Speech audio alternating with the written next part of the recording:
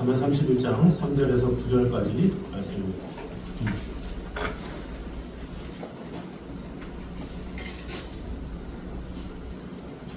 잠언 31장 3절에서 9절 말씀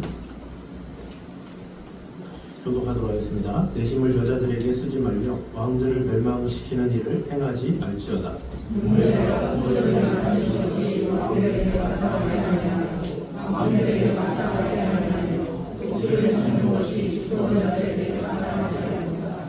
술을 마시다가 법을 잊어버리고 모든 공부한 자들의 송사를 듣게 할까 두려우니라.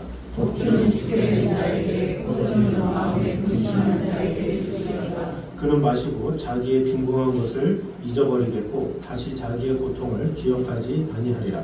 너는 말 못하는 자와 모든 공부한 자의 송사를 위하여 입을 열지니라. 다 마시겠습니다. 너는 입을 열어 공의로 재판하여 공고한 자와 공평한 자를 신원할지니라. 아멘. 자, 오늘은 계속해서 이 루무엘 왕 어머니가 이제 루무엘에게 교훈한 세 가지 중에 두 번째 후반부와 세 번째를 보도록 하겠습니다. 먼저 저번 주는 이제 이성에 대해서 조심하고 또 술에 대해서 조심할 것을 이야기했습니다. 더불어서 뒤에는 이렇게 말씀하고 있습니다. 우리 6절 말씀을 보면 6절 말씀을 다 같이 한번 읽어보도록 하겠습니다. 시작.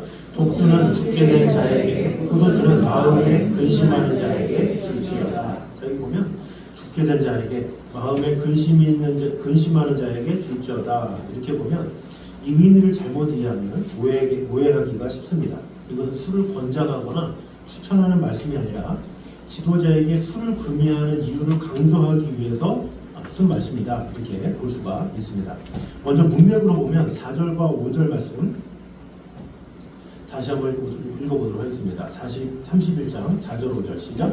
부모에라 포도주를 마시는 것이 왕들에게 마땅하지 아니하고 왕들에게 마땅하지 아니하며 독주를 찾는 것이 주권자들에게 마땅하지 않도다. 술을 마시다가 법을 잊어버리고 모든 공부한 자들의 송사를 듣게 할까 두려우니라. 네, 자, 여기 보면 왕은 공정한 판단을 해야 되는데 공정한 판단을 해야 할 왕이 술을 좋아하면 되겠느냐? 온전한 정신으로 재판을 할 수 있겠느냐? 너는 온전한 재판을 해야 되기 때문에 술을 멀리해라. 이렇게 말을 하는 것이라고 볼 수가 있습니다. 그러면서 6절에 독주는 죽게 된 자에게, 포도주는 마음에 근심하는 자에게 줄지어다. 이렇게 이야기를 하고 있죠. 사실 이 술이 통제력을 잃은 자에게는 어울리지만 지도자에게는 어울리지 않는다. 세상에 많은 사람들은 통제력을 이 술을 통해서 잃지만 너는 절대로 왕으로서 통제력을 잃으면 안 된다. 그래서 너는 절대로 술을 해서는 안 된다. 이렇게 이야기를 하고 있습니다. 더불어서 7절에는 이렇게 이야기를 하고 있죠. 그는 마시고 자기의 빈궁한 것을 잊어버리겠고 다시 자기의 고통을 기억하지 아니하리라. 이것은 술의 또 다른 기능을 말하는 것이라고 볼 수가 있습니다. 이 술은 성경을 보면 치료약으로도 쓰여진 경우가 있죠. 그래서 디모데전서 5장 23절을 보면 이제부터는 물만 마시지 말고 내 위장과 자주 나는 병을 위하여 포도주를 조금씩 쓰라. 이런 말씀이 있죠. 그러니까 디모데도 어린 나이에 또 속병이 있었는지 무슨 병이 있었는지 모르지만 사도 바울은 이 디모데에게 포도주를 조금씩 쓰라. 이 말은 약으로서 이 술을 좀 써라. 이렇게 이야기를 하는 거죠. 그러니까 술의 요구에 따라서 이것이 옳으냐 그르냐 하기 전에 옳게 쓰여지느냐 이게 중요한 거죠. 어떤 아픈 사람 앞에서는 이 술이 치유책이 될 수 있기 때문에 필요하다. 그에게는 술이 필요할 수 있다. 이렇게 말을 하고 있는 거죠. 근데 더 나아가서 보면 사실 이 술이라는 것이 이 요리할 때도 많이 필요하잖아요. 가끔 이렇게 뭐 소주를 남기기도 하고 그거를 소주를 붓냐 안 붓냐에 따라서 뭔가 이렇게 냄새를 없애버리고 이런 것들 때문에 이 주부에게도 가끔 이제 소주가 필요할 때가 있죠. 음식에 따라서 이제 필요할 수 있기 때문에 용도에 따라서 다르다라는 거죠. 그리고 또 여기 보면 그는 마시고 자기의 빈궁한 것을 잃어버리고 다시 자기의 고통을 기억하지 아니하리라. 이렇게 말을 하고 있는데 어떻게 보면 이 말씀에 좀 깊이가 있다 이런 생각이 들어요. 사실은 사람이 극심한 고통, 어떤 사업이 망하거나 잘못되거나 여러 가지 고난에 처하면 대부분 이제 술을 가까이 하는 경우가 많죠. 근데 그것을 어떻게 그렇다고 술을 먹냐라고 볼 수는 있지만 실질적으로 그것을 당한 처지에 보면 그럴 수밖에 없죠. 왜? 그가 의지할 것이 다 사라지고 모든 재산이 다 끝나고 이제 절망밖에 없는데 기댈 것이 없잖아요. 그래서 그 사람들은 술을 먹을 수밖에 없어요. 그 술에 기댈 수밖에 없는 거죠. 왜? 술이라도 먹어야 그거를 취하면 잊어버리니까. 그래서 빨리 먹고 취하고 잠들면 그는 잠시 잠깐은 그래도 좋다라는 거죠. 그래서 그런 면에서 정말로 극심한 고통과 어려움이 있는 사람들은 오죽하면 술을 먹겠는가 이런 생각을 할 수도 있는 거고, 성경에 보면 여기서 말하는 거 보면 빈궁한 것을 잃어버리겠고 너무나도 가난해서 먹을 것이 없고 힘들어 죽겠는데 이 술이라도 먹으면 그런 생각이라도 조차 안 하니까 차라리 그 사람들한테는 술 조금이라도 낫지 않겠느냐 이렇게 얘기를 하죠. 근데 우리가 더 볼 것은 뭐냐면 그러면서 루무엘 왕에게 뭐를 말합니까? 송사에 대해서 말해요. 이 사람들이 지금 괴로워하고 힘든 이유가 뭐예요? 억울하게 재판에서 지거나 아니면 자기가 하고자 하는 일이 안 됐거나 아니면 답답한 일이 있거나 그런 것 때문에 지금 이 사람들이 술을 찾고 있잖아요. 그런데 그런 술을 찾고 답답하고 억울한 사람들, 그런 사람들을 하기 위해서라도 그 사람들을 하여금 다시는 술을 의지하게 하지 말고 네가 그 문제를 해결해줘서 억울함을 해결해줘라 이런 것까지 알려준다라고 볼 수가 있습니다. 그러니까 평소에 사람들은 오죽하면 술을 먹겠냐. 그런데 이들이 술을 먹는 이유가 있어. 억울하기 때문에 그래. 답답하기 때문에 그래. 너는 왕이기 때문에 그들의 억울함을 치유해줘야 돼. 이렇게 우리가 해석할 수가 있는 것이죠. 그래서 이 의미는 세 가지 의미를 지닌다고 할 수가 있습니다. 첫 번째는 뭡니까? 죽어가는 사람이나 또 소망이 없는 사람이나 이런 사람들은 술을 먹을 수밖에 없지만 너는 왕이기 때문에 너는 온전한 재판을 해야 되기 때문에 술을 먹지 말라 이런 뜻이고, 두 번째로는 이 고통받는 자가 술로 잠깐의 현실 도피를 할 수 있지만 근본 해결이 아니라 일시적인 마비이기 때문에 너는 진정한 해결책을 제시해주는 자가 되라 이렇게 해석할 수가 있는 것이죠. 그리고 지도자는 아픈 백성과 함께 고통을 나누는 자가 되어야 되지 술로 무감격해지거나 외면해서는 안 된다는 거죠. 그러니까 왕은 정신을 차려서 어떻게 하면 백성들이 잘 지내도록 할까를 연구해야 될 사람인데 그런 왕조차가 술에 빠져 있으면 어떻게 되겠습니까? 백성을 누가 돌보겠냐라는 거예요. 그래서 그런 면에서 루무엘 왕에게 정확하게 너는 지금 술 취할 때가 아니야, 술 먹을 때가 아니야, 백성들을 제대로 다스려야 돼 이렇게 말을 하고 있는 것이죠. 십자가상의 사건에서도 예수님이 몰약에 탄 포도주를 입에 댄 사건이 나오죠. 마가복음 15장 23절에 보면 무약을 탄 포도주를 예수께 드렸으나 받지 아니하시니라 이렇게 이야기하고 있어요. 그러니까 어느 복음서에는 예수께서 어떤 이런 몰약을 탄 포도주를 마셨다라는 내용이 나오고 어떤 것은 받지 아니하였다 이렇게 말이 나오죠. 이 얘기는 우리가 잘 해석할 필요가 있어요. 예수님이 마신 게 아니라 이렇게 예수님은 마실 수가 없죠. 왜? 십자가상에서 달려있는데 예수님이 임의대로 할 수가 있습니까? 예수님은 그냥 고개를 이렇게 돌린 채 그냥 가만히 계신 거예요. 그런데 어떻게 돼요? 병사들이 이렇게 컵을 들이댔죠. 그러면 마시려면 어떻게 돼요? 이게 삼켜져서 물이 없어져야 되는데 이게 안 마시고 가만히 있으면 어떻게 돼요? 이게 제가 옷이 젖기 때문에 못하겠고 이렇게 하면 물이 흐르겠죠. 물이 흐르면 이 기사를 쓴 입장에서는 이미 좁기 때문에 물은 흐르지만 그거를 마셨다 이렇게 쓸 수도 있는 거고 계속 흐르고 있기 때문에 받지 아니하셨다 이렇게 할 수도 있는 거죠. 그러니까 병사들이 줬는데 예수님은 그냥 가만히 어떻게 보면 마실 힘조차도 없죠. 마시는 게 힘들어요. 차라리. 왜? 마시면 치료는 될 수 있지만 마시면 장이 움직이잖아요. 이렇게 움직이고 목이 움직이는데 지금 못에 박혀가지고 몸이 막 그런 상황에서 뭔가가 들어가서 하는 건 더 고통인 거예요. 차라리. 그래서 예수님도 아시는 분 아니에요? 더군다나 예수님은 왜 그것을 피하셨냐? 온전한 상태로 고난을 받으시기 위해서 그런 거예요. 만약에 모략을 탄 포도주는 마치 역할을 하거든요. 그걸 통해서 조금이라도 완화가 되게 하기 위해서 어떻게 보면 불쌍해서 주는 거라고 볼 수가 있어요. 너무 극악하니까 이제는 더 이상 힘을 쓸 수 없는 연약한 인간 너무 불쌍하다. 이거라도 먹어라. 그런 의미에서 준 거죠. 근데 예수님은 아니야. 나는 온전한 정신으로 나는 죄값을 인간의 죄를 위해서 달릴 거야. 라는 마음으로 하신 거예요. 그러니까 예수님도 어때요? 왕이잖아요. 우리의 참된 왕이시기 때문에 우리에게 평화를 주시기 위해서 그분조차가 포도주를 거절하신 거죠. 왜? 온전한 정의를 주시기 위해서. 온전한 정신으로 십자가에 달려 돌아가심으로 말미암아 우리에게 진정한 완전한 심판과 완전한 공의를 이루셨다. 이렇게 볼 수가 있습니다. 결국에는 이 완전한 공의를 이루신 이 백성들이나 사람들은 마취제도 먹기도 하고 술 먹기도 하고 하지만 예수님은 끝까지 그것을 거절하시고 온전한 몸으로 감당하셨다. 이렇게 볼 수가 있죠. 이런 것처럼 루무엘 왕에게도 어머니가 이렇게 교훈한 거예요. 백성들이 엄청난 고통이 있는 거 아니야? 얼마나 힘들면 이 백성들이 술을 먹기도 하냐? 그런데 이 사람들이 왜 술을 먹었어야만 했는지 너는 그 마음을 알아야 돼. 그러면 어떻게 되겠어? 너 정의롭게 심판해야 돼. 너 연약한 사람들의 말에 귀를 기울일 줄 알아야 돼. 이렇게 얘기를 한 거죠. 결국은 공의로 심판하기 위해서 왕으로서의 역할을 감당하기 위해서 술을 먹지 말라. 이렇게 이야기를 한 것이라고 볼 수가 있습니다. 자, 그래서 8절과 9절에 이렇게 말을 하고 있죠. 우리 8절과 9절 같이 한번 읽겠습니다. 시작. 모든 고독한 자의 송사를 위하여 입을 열지니라. 너는 입을 열어 공의로 재판하여 공고한 자와 궁핍한 자를 신원할지니라. 자, 너는 말 못하는 자와 모든 고독한 자의 송사를 위하여 입을 열지니라. 이렇게 얘기하고 있죠. 입을 열지니라. 이게 제가 이건 준비한 건 아닌데 갑자기 이 구절을 보니까 갑자기 감동이었어요. 입을 열지니라.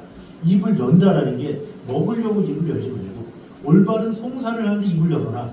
이런 게 아닐까. 지금 그냥 제가 그냥 이건 지금 제 감동이 와서 그런 겁니다. 그래서 입을 열어라. 너는 왕으로서 술을 먹는데 입을 열지 말고 온전한 재판을 하는데 입을 여는 사람이 되라. 너 지금 살인사욕 하느라고 너 편하게 하겠다고 너 취하겠다고 입 열지 말고 그 입을 정의를 행하는데 입을 여는 그런 사람이 되라. 이렇게 말을 하고 있는 것이죠. 그래서 이 정의는 리더의 가장 큰 사명이다라는 것이죠. 왜 그렇습니까? 하나님이 정의의 하나님이시고 그분의 자녀들도 공의를 사랑해야 하기 때문이죠. 그래서 사회적 약자나 억울한 자나 소외된 자를 위해서 나서는 것, 그것이 바로 왕의 길이다. 이것을 말해주고 있습니다. 그래서 항상 하나님의 마음은 약한 자에게 있죠. 그런 레위기나 신명기나 그런 데 가면 나그네나 고아나 과부나 가난한 자나 병든 자나 이런 자들을 돌볼 것을 항상 하나님께서 얘기하시죠. 우리가 누가복음을 보지만 누가복음에서도 항상 병든 자, 연약한 자, 피곤한 자, 힘든 자 그런 사람을 돌보라 이렇게 말하고 있죠. 오늘 봤던 누가복음 14장의 본문도 뭐라 그래요? 거리에 있는 맹인과 같은 아무것도 할 수 없는 불구인 그런 사람들을 불러서 잔치에 초대하라 이렇게 말을 하고 있죠. 그러니까 하나님의 마음이 그런 연약한 자에 있는 것 같이 왕의 마음이 그런 자들을 살피는 자가 진정한 왕이다 이렇게 말을 하고 있는 것이죠. 그러나 세상의 왕들 보면 강자에겐 약하고 약한 자에겐 강하고 그런 경우가 많죠. 실제로 사도행전 24장부터 22장에 보면 22장부터 26장에 보면 베스도라는 사람, 벨릭스라는 사람한테 사도 바울이 재판을 당하잖아요. 근데 그 베스도라는 사람이 사도 바울을 재판하는데 왜 재판해요? 뭔가 얻을 수 있는 게 있지 않을까? 이런 생각으로 재판했다 그러잖아요. 그러니까 사람들이 눈이 어두운 거예요. 높은 자리에 있는 사람들이 어떻게 하면 이 사람한테 뭘 얻어낼까? 그래서 옛날에 우리 조선시대나 이런 사또들도 그런 일이 많았잖아요. 뇌물을 갖고 와라. 뇌물을 갖고 오면 봐주고 뇌물 때문에 벼슬을 또 주고 이런 것이 잘못된 거죠. 위에가 썩었기 때문에 인물이 썩었기 때문에 아래도 썩어서 결국에는 한 마을의 사또조차도 그런 백성들한테 뇌물을 바라는. 그래서 뇌물을 많이 갖고 오면 용서해주고 또 뇌물을 많이 주면 잘 사바사바 얘기해서 윗선에다가 얘기해가지고 벼슬을 주고 이런 것들이 계속해서 있었다라는 거죠. 그런 면에서 루무엘 왕의 어머니는 너 공의를 행하는 자로서 너 가난한 자, 약한 자, 어려운 자 그런 사람들 돌봐야 돼. 정말로 뇌물을 줄래야 줄 수 없는 그런 사람들을 돌보는 것이 진정한 지도자야, 이렇게 이야기를 하는 것이라고 볼 수가 있습니다. 그래서 이 말씀을 실제로 살아낸 역사적 인물을 제가 한번 봤습니다. 우선 성경에 보면 솔로몬이 그랬죠. 열왕기상 3장에 보면 두 여인이 한 아기를 가지고 다투고 있어요. 이 아이가 제 거예요, 이 아기가 제 거예요, 막 이러면서 서로 다투고 있죠. 그런데 그 마음을 보고 그 어머니를 분별해내죠. 저 아이를 둘로 나눠라, 이렇게 했을 때 그 아이의 가짜 엄마는 가르세요 하지만 진짜 엄마는 막 이렇게 달려든 것을 볼 수가 있죠. 그래서 솔로몬은 누구의 편에 쓴 거예요? 약자의 편에 쓴 거죠. 약자의 편에 서서 재판을 한, 그래서 위대한 재판이다, 이렇게 볼 수가 있습니다. 말 못하나 아기의 편에 선 이런 모습을 볼 수가 있죠. 또 역사적으로 영국을 세운 알프레도 대왕이 있습니다. 이 사람은 9세기에 중국 중세 초기에 영국의 왕인데, 이 모든 백성이 자기 권리를 알 수 있도록 법을 이제 평이한 영어로 정의했다고 해요. 그러니까 옛날에 고전 시대에는 자신들만이 쓸 수 있는 언어가 있잖아요. 근데 그 언어로 서로 소통하고 서로 재판을 하고 막 하니까 순수한 백성들은 피해를 당해요. 왜? 그 언어를 모르니까. 그래서 영어로 다 통일시킨 거예요. 모든 사람이 공평하게 이것이 죄냐 아니냐를 알게 해라. 그래야 그 사람이 왜 죄인지를 알고 처벌을 당하지, 왜 죄인지도 모르고 처벌을 당한 사람이 많지 않냐. 그러면서 영어를 온전히 하게 됐죠. 그리고 소장농이나 가난한 자들이나 노예 출신까지도 재판받을 권리를 가진, 그러니까 재판에 가서 송사를 할 수 있는 그런 거죠. 그러니까 이전에는 노예나 이런 사람들은 말하지도 못하고 처벌을 받는 대로 했지만, 이때부터는 아예 저도 억울합니다 그러면서 얘기를 할 수 있도록 했다라는 거죠. 그러니까 성경의 정신에 기반한 공정한 판결을 한 사람이 바로 이 알프레도 대왕이다라고 볼 수가 있습니다. 또 성경의 요셉이 그랬죠. 애굽의 총리로 고아와 이방인의 편인 것이 이제 요셉이죠. 이방 땅의 애굽에서 한때는 억울한 죄수였지만 이 총리가 돼서는 어떻게 됩니까? 온 나라와 주변 민족들의 생명을 살리는 정의로운 통치자가 되었죠. 그래서 흉년을 준비해서 고통받는 백성을 뿐만 아니라 어떻게 됩니까? 외국 사람들도 품죠. 그래서 그들이 양식이 없어서 오면 그것을 나눠주고 이렇게 했다라는 거죠. 그래서 자신이 낮은 자리에서 수많은 고난을 겪어왔기 때문에 이방인들의 서름을 알았기 때문에 그런 이방인들까지도 품은 그런 요셉의 지도력을 볼 수가 있습니다. 에브론 링컨이 또 그랬죠. 말 못하는 노예의 편에 섰다라고 볼 수가 있습니다. 사실 이 정치적 압박이 얼마나 심합니까? 뭔가 이렇게 정치를 하려고 해도 온전히 할 수 없는 것이 좀 위에 사람들이, 그러나 그런 압박이 있다 할지라도 모든 사람은 하나님 앞에 평등하다, 그런 말씀 때문에 그런 노예 제도에 최선을 다했다라고 볼 수가 있습니다. 이 전쟁을 하면 얼마나 큰 피해가 있습니까? 남북전쟁에 큰 피해가 있지만 그것을 감수하면서까지 어떻게든지 정의를 이루겠다, 그런 마음이라고 볼 수가 있죠. 제가 이것을 하면서 또 생각난 사람이 세종대왕이 그러잖아요. 이 한글을 어떻게 하면 할까? 이 공고문을 내렸는데 백성들이 볼 줄 몰라요. 한자를 볼 줄 몰라요. 근데 그 볼 줄 모르는 그 상황에서 한글을 만들어야 되겠다, 이런 발상 자체가 쉽지 않아요. 왜냐하면 그 당시 때 그 조선을 억압하던 그 명나라가 너무나도 강했기 때문에 눈치를 볼 수밖에 없어요. 그래서 그 당시 때 있는 채말이나 이런 사람들이 대부분 항상 그 명나라의 그 압박 때문에 겁이 나가지고 어떻게 할 수가 없는 거예요. 그래서 천문학이나 뭐 이런 것들도 어떻게 할 수가 없다. 어떻게 할 수 없기 때문에 항상 왕이시여 생각해 보시옵소서, 우리의 주인인, 그래서 주인이라고 했어요, 오히려. 근데 그 주인인 나라에 속박된 속박국도 아님에도 불구하고 어떻게 보면 뭔가 속박국처럼 있었던 때가 그때인 거예요. 근데 그때 백성들을 위해서 내가 한글을 만들어야 되겠다. 학자들이 다 반대하는데 혼자로 이렇게 밤새도록 연구를 하면서 그 세자 중에 한 명을 불러서 연구를 해서 했다라는 그 자체가 참 대단하다라는 생각이 들죠.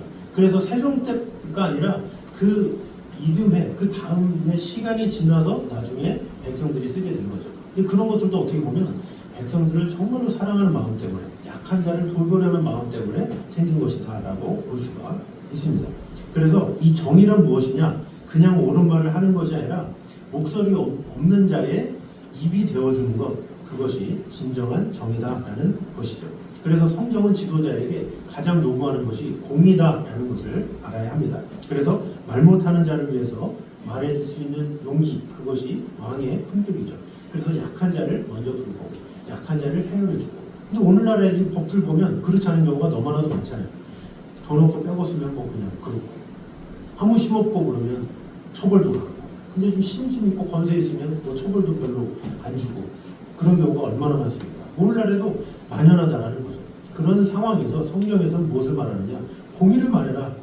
르무엘 왕에게 분명하게 이야기하고 있다라는 거죠. 그리고 우리 또한 왕 같은 제사장으로 부르심을 받았기 때문에 우리 또한 세상에서도 정의를 행할 수 있는 그런 자들이 돼야 되겠죠.